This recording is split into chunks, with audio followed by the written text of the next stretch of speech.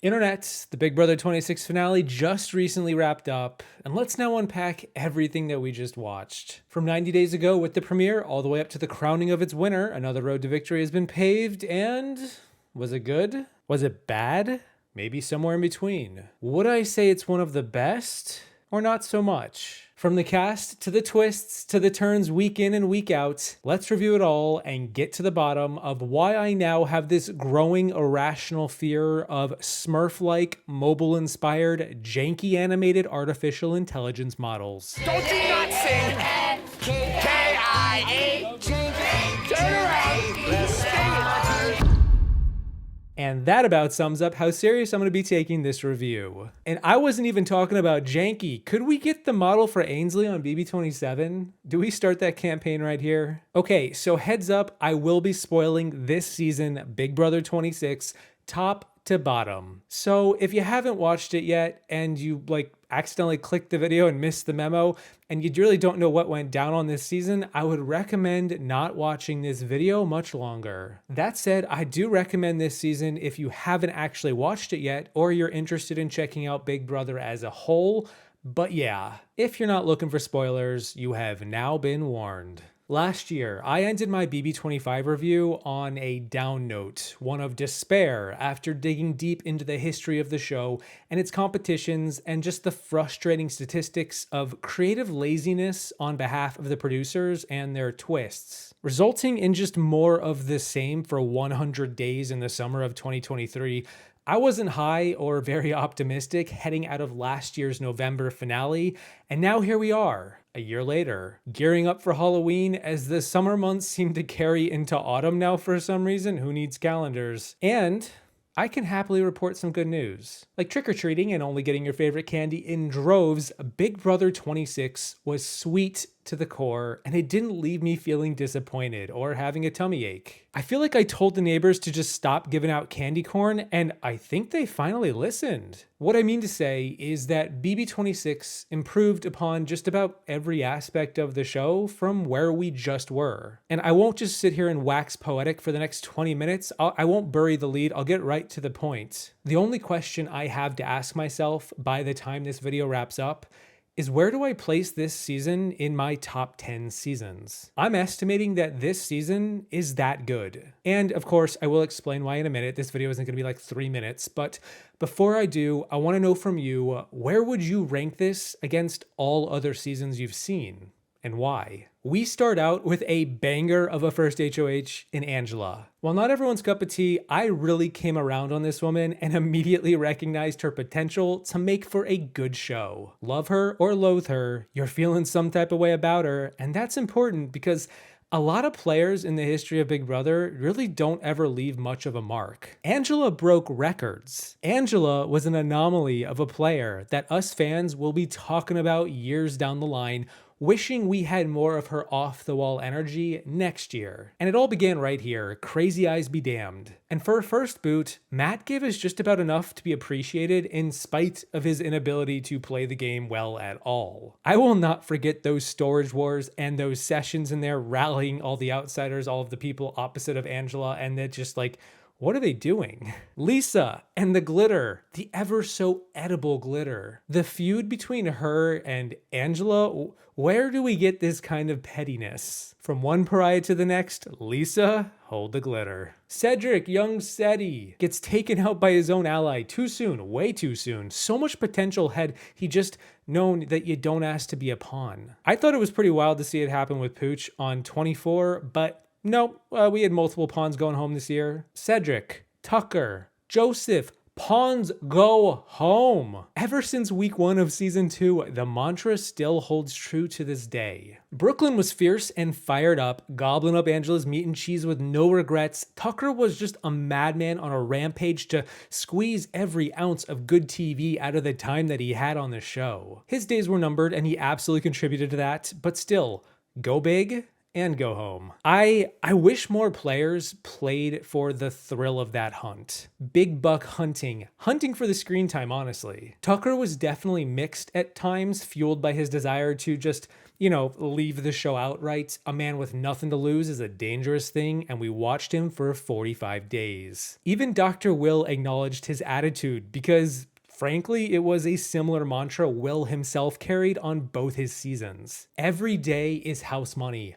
Go big. And Joseph, star of the show, his own show starring himself. I was rooting for him to find a path. I enjoyed his late night debriefs on the balcony on the feeds, trying to figure out how he was gonna win. The collective never felt more real than when Joseph was in the room. His demise at the hands of one of his closest allies, the same ally who also took out Cedric, another ally, was tragic, but also karmic for how he laid the law down on Angela only to get evicted a few days later. And lest we forget, that was after MJ flipped her vote over an eviction speech. Chemo actually did the thing that nobody ever does, only on BB26. And okay, can we just talk about Quinn? Quinn, I gotta imagine you're watching this.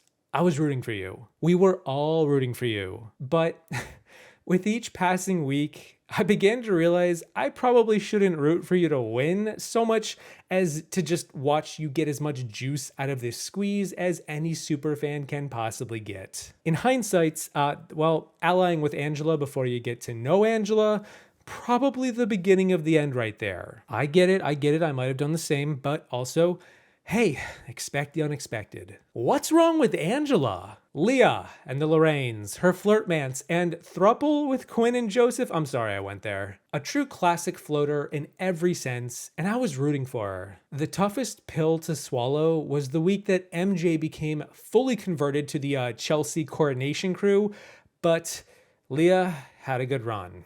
I can say I was there for that 5-hour conversation between Leah and Chelsea on MJ's HOH week. That conversation was basically the pressure cooker 3.0. And then we had the Visionaries, my early alliance that I was rooting for most of all. The subtle introverts who saw the house for what it was, were in the know, and when the time was right, struck a blow to the core foundation and blew up the entire game. Cedric's blindside was peak. Tikor, Chemo, they did that. Yes, it took them what felt like 4 seasons to get there, but in the end, they pulled off the daring flip to protect a closer ally in Rubina. It was sweet as hell and my favorite track, and I wanted it on replay, and I kind of got it because as much as I liked Tucker, seeing him take it out was just mind-blowing, wild. If not even more so than the Cedric one after his string of comp wins. That roller coaster of him winning the AI arena, loving puzzles, being a beast, and shooting from the hip constantly, only to have a rare opportunity to rise to strike him when he was at his weakest after his own ally Tikor put him up. Chelsea just assumed her final form and bared her fangs. She rallied the numbers, and I was living for the drama of it all. Was this Jace getting evicted all over again? Chelsea formed a plot to flip the script. I need to flip this house to get power back in my favor, and I think a good way to start that is to get Tucker out of this house. I vote to evict Tucker. Tucker. Finally, baby, got him out! Tucker, you are the 6th house guest evicted I'm coming on, from the Big Ziggy. Brother house. The veto was used every week except at the final 5. I think that stat speaks for itself. 13 of the 16 house guests won competitions, with the first 9 comp winners being won by different players. And women dominated this season from start to finish. This was one for the girlies, a rare sight in the Big Brother landscape. This doesn't really happen very often. That's why it's remarkable. It's why I'm bringing it up. But it's also a testament to the comp design this season and how the producers picked more equitable comps than ever in the years before. Not to say the producers are wildly more creative, but just that kind of like when playing Mario Party with 100 mini games to pick from, they seem to either pick or modify a wide range of some of the best hits. And the proof was in the pudding. Likewise, the twist this year actually all landed in some way, which, now that I think about it, is not something I have ever said about a season of Big Brother. Yeah, okay, like Quinn's deepfake coup d'etat and Mackenzie's patriotic veto weren't very inspiring, and I wouldn't really want to see them back.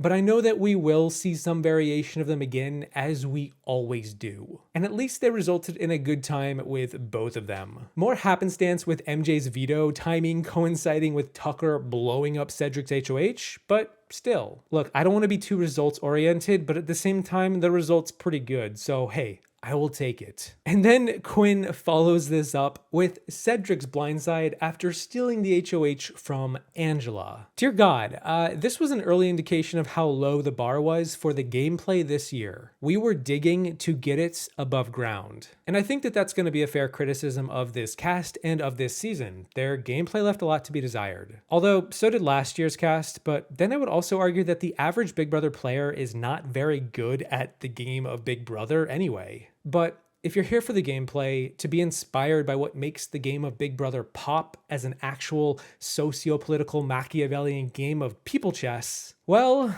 I hope you can find enjoyment in watching most of the cast sacrifice their rooks and bishops for basically nothing. Speaking for myself, I think at a certain point after you've watched all these seasons of the show, the gameplay doesn't matter as much so long as the end product is amusing or funny. For much of everything that I brought up in regards to this season, that was the case. So I didn't mind the bad plays because I enjoyed the drama and suspense. And let me tell you, more than anything, I actually enjoyed the biggest twist of all. Perhaps this is my biggest twist of all. Expect the unexpected.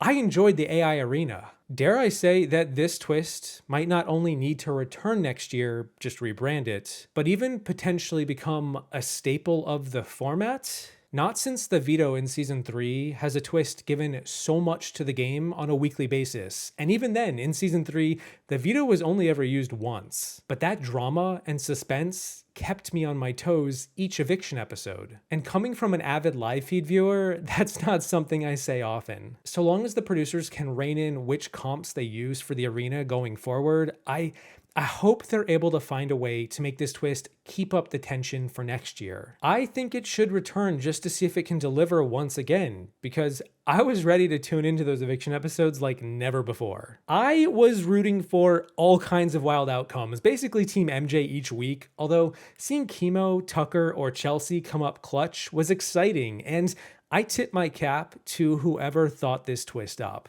But here it comes, the almighty, but kind of like forcing the house guests to live outside for a week. With all of the planes, trains, and automobile noises clogging up our airwaves each hour, I really can't say I enjoyed Janky Week much at all. Sure, it's different, they're outside, woo, wouldn't know what that's like. It's Direfest 2.0 from BB24. But for me, it didn't work. Not Janky himself, he was fine, but just the lack of gameplay that week sent the remaining players into a tailspin. Yes, there was cot drama that did exist, that was pretty amusing, but not having rooms to hide away in or privacy to scheme, you would think it sounds kind of interesting, but then we saw what happened on BB24, and I have the same criticisms all over again. Should I just pull up that draft and just start reading what I said 2 years ago? I guess what I'm trying to say is that I'm really starting to appreciate walls. And unfortunately, it's also around this time where the season kind of nosedived into a static noise of nothingness. Leah and Angela managed to snipe T-Core, an eviction I didn't expect going into the week, but then I began to get frustrated by most of the cast, and I couldn't believe this was the same season as the first 2/3 that had led up to this point. The Visionaries, sans Quinn, he was on the jury, were dead to me. The trio of T-Core, Chemo, and Rubina fell flat. They lived by their procrastination to take action, and they died by it all the same. This switch in allegiance was just wholly disappointing on my end, and I was more than fine to see T-Core go, as she gave us, and Leah, nothing to work with, despite being on the block and facing eviction. When Tucker was evicted, it seemed like most of Chemo's desire to try and win went with him, and then Rubina was always a little lost. I still like her, and all of the cast to certain extents beyond the game, as much as I can glean based on what we saw from the feeds, but for the sake of the game, they just weren't giving me much, and I began to question how much these endgame players cared at all to actually win. Do these people just have $750,000 lying around? Is this like a yearly occurrence for them where they can't be bothered to play aggressively right now and for themselves? Oh, there's always next year. And I'm not asking for much, but like a little bit of a drive to get ahead would have gone a long way with this cast, and it just wasn't there for that last month. Cam was a nice guy, but also a bump on a log. MJ was good at comps and a fair bit naive, and then turned into Chelsea's monster, which she wielded every week for 5 straight evictions. The nominees like did not change for, I think, what was it, like 4 or 5 straight nominations? What? This season was giving me BB20 mixed with 17, mixed with 5 and 4. That's a weird cocktail. And when I looked at my rankings and I realized that all 4 of those seasons were actually sitting next to BB26, it made sense. You take the strong women from season 4 with the fluid, janky, sometimes over the top house of season 5, mix it with a strong frontrunner to win on 17, and combine it with one of the best pre-juries of all time in season 20. Actually, I think it's most like season 20 of any of them, except in this case, Chelsea was just Tyler and Casey combined, and everyone else was some variation of Faute. My biggest detractor for BB26 was that last month. That last third. And man, it's starkly compared to the previous 2 months before. And just like season 20, I think 26 is going to be remembered more fondly for its beginning than its end. And I think the fans are going to feel better about it going forward and be more willing to excuse its predictable, repetitive drop-off in that last third for the sake of remembering it for the highs more than its lulls. But as I said at the top of this video, BB26 is in my top 10 regardless, just as BB20 is too. And the highs far outweigh the slow final third. I do still think that this confirms my suspicion Big Brother is best at around 70 days, and I think the math checks out when I look at these seasons, but c'est la vie. I just needed a few more dogs in the fight to keep that final month exciting, and instead they were probably all back at their crib all along. I vote to evict Matt. Thank you. Shout out all my dogs at the crib. I vote to evict Lisa. Thank you. Shout out all my dogs at the crib. I vote to evict Kenny. Thank you. Shout out all my dogs at the crib. I vote to evict Rabina. Thank you. Shout out all my dogs at the crib. I vote to evict Tucker. Thank you.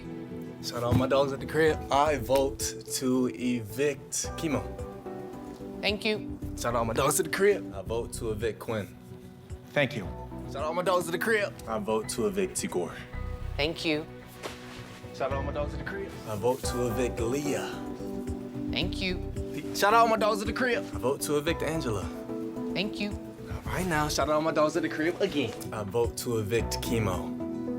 Thank you. Shout out all my dogs at the crib. No shout out to your dogs in the crib? What? All my dogs at the crib. All my dogs at the crib. You already know how we rock it.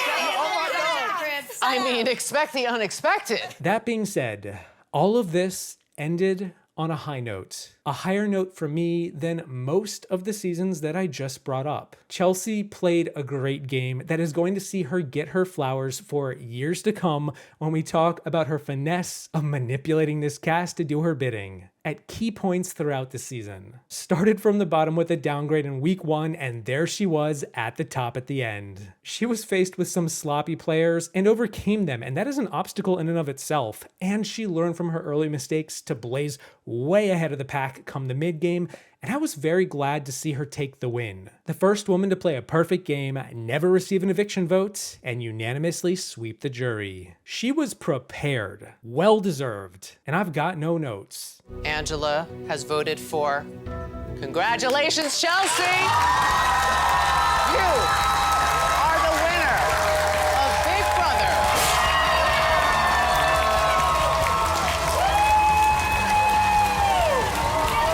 Ultimately, in the end, BB26 is a great season of Big Brother. I have got it hovering around 6th to 8th overall. I don't know if I want to jump the gun and definitively say where it places, but I could see it as high as 6, and damn, that is really high. I will be curious to see how it holds up on a rewatch and a binge, but For now, it is securely situated in my upper tier, and I also think that it's a fantastic season to introduce to new watchers too. The cast delivered on most fronts, more than I usually expect. It was a roller coaster of a boot order for much of the season. Alliances, what are alliances? Who needs alliances? And I left satisfied when the curtain closed. Keep the arena twist, shorten the next season a few weeks. Please give us more time with that jury Q&A. I say that every year, but like it still holds true. The finale still needs to be workshopped. It's always needed to be workshopped since Big Brother 11. And yeah, any final words, Tucker? To thine own self be true, and the best gift is the gift of experience. Run it up, baby!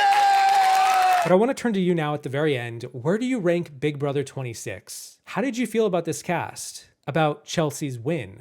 And like, how come we're not getting another reindeer games this holiday season? Could we get one for Survivor? To wrap up another season of Big Brother, those are my thoughts on BB26. A big thank you to my patrons for all your support. Here's to hoping that BB27 only takes us higher. Thank you all for watching. I hope you enjoyed the video. Don't forget to hide your charcuterie board on your way into the have not room, and I will see you in the next one. Once I send a request to the producers for the unedited footage of Joseph losing his mind in the Matrix.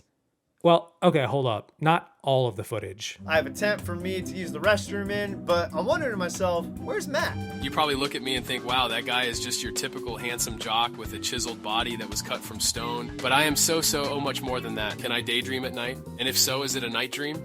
Does a straw have one hole or two? What's the synonym for synonym? I have no idea. Isn't that crazy? Here's a crazy fact. There is no number before 1,000 that contains the letter A. Don't believe me? Try it. 1, no A. 2, no A. 3, no A. 8. This one was tricky. What about 45? Gotta be an A in there somewhere, right? Nope. One of my favorite things to do is name all the words that rhyme with Matt. Would you like to hear them? No. Bat. Cat. Even Matt rhymes with Matt. You know what would have been a more fitting nickname for me? Crazy Abs. Or another good nickname for me would be Dreamy Eyes. Say it with me, Dreamy Eyes. There goes old Dreamy Eyes, off some orphans.